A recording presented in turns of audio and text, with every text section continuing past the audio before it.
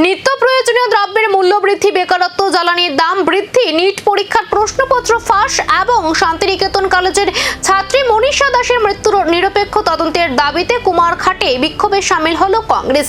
মিছিলে অংশগ্রহণকারীরা gas cylinder ও পেট্রোলের প্রতীকী চিত্র হাতে নিয়ে কেন্দ্র রাজ্য সরকারের বিরুদ্ধে স্লোগান তোলেন। অভিযোগ, লাগাম ছাড়া মূল্য বৃদ্ধি এবং কর্মসংস্থানের সংকট সাধারণ মানুষের জীবনকে দুর্বিষহ করে তুলেছে। পাশাপাশি নিট পরীক্ষার প্রশ্নপত্র ফাঁসের ঘটনায় কেন্দ্রীয় শিক্ষামন্ত্রীর পদত্যাগ এবং শান্তিনিকেতন কলেজের ছাত্রী মনীষা দাসের মৃত্যুর বিচার বিভাগীয় তদন্তের দাবিও জানানো হয়। কর্মসূচিতে উপস্থিত ছিলেন জেলা কংগ্রেসের কার্যকরী সভাপতি সত্যবান দাস, প্রদেশ কংগ্রেসের সাধারণ সম্পাদক তরুণ সাহা, যুব কংগ্রেস নেতা সৌরভ চক্রবর্তী সহ অন্যান্য নেতৃত্ব। জেলা যুব কংগ্রেস এবং জেলা কংগ্রেসের উদ্যোগে নিট পরীক্ষায় প্রশ্নপত্র ফাঁস কেলেঙ্কারির প্রতিবাদে ধর্মেন্দ্র প্রধানের পদত্যাগের দাবিতে রাজ্যে মনীষা দাস হত্যাকাণ্ডের বিচার বিভাগীয় তদন্তের দাবিতে রাজ্যে দ্রব্যমূল্য বৃদ্ধি উত্তরোত্তর বেড়েই চলছে।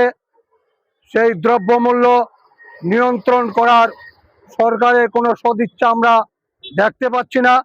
তাই আমরা পথে নামছি এবং রাজ্যের বেকারদের কর্মসংস্থানের যে প্রতিশ্রুতি ছিল সেই কর্মসংস্থানের আদৌ কোনো সদর্থক ভূমিকা এই 8 বছরের রাজ্য সরকারের তরফ থেকে আমরা দেখতে পাচ্ছি না।